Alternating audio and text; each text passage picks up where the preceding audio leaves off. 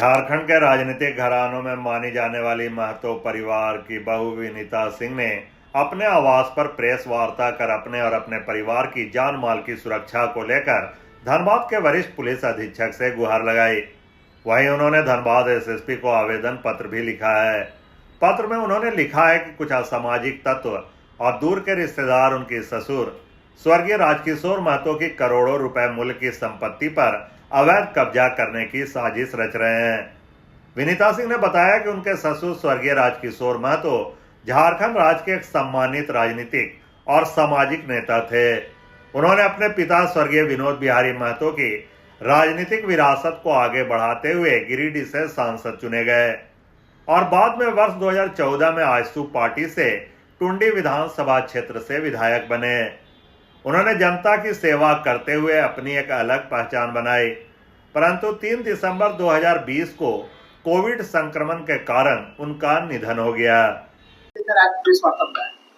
आज मामले को लेके बुलाया अपने सुरक्षा के लिए। इतने बड़े माननीय धनबाद के हम लोग राजनीतिक परिवार के हैं, लेकिन पारिवारिक विवाद के चलते हम लोग का इतना सुरक्षा बढ़ा हुआ है, मेरा और मेरे बेटे का।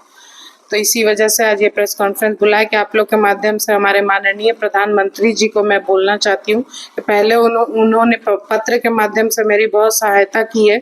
बस इस बार मैं काशी की बेटी, हमारे ही कॉन्स्टिट्यूएंसी से मैं बेटी हूँ उनकी, और हमारी कॉन्स्टिट्यूएंसी से प्रधानमंत्री जी है, तो मेरा उनसे एकदम विनम्र निवेदन है कि सर, जैसे आपने पहले मेरा सहयोग किया है, तो बस इस बार भी आप हम लोग की सुरक्षा का और मेरी संपत्ति का आप बस किसी माध्यम से हम लोग का मदद कर दीजिए।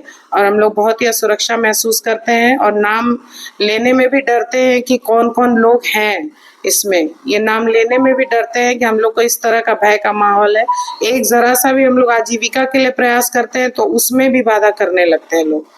तो इसीलिए, और फिर ये मेरे अधिवक्ता सर हैं, तो ये भी बोले कि ठीक है मैडम, इस तरह से बोलिए। और सर, अगर आप कुछ किनसे आपका डर है या असुरक्षा है?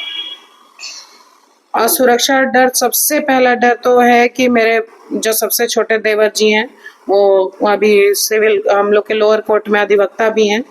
उनका नाम है राहुल कुमार महतो और एक है सोमा महतो।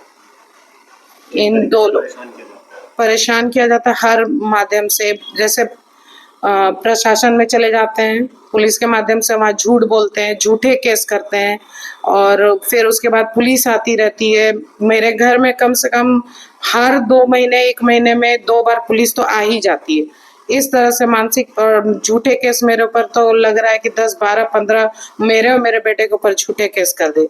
जब भी हम लोग कोई भी नया आजीविका का कोई साधन करना चाहते हैं, एक तो मैं अकेली विधवा औरत, मेरा कौन है आगे पीछे जो मेरा सहारा बनेगा? मैं कुछ करूंगी, मेरा बेटा कुछ करेगा, तभी हम लोग अपना जीवन चला पाएंगे।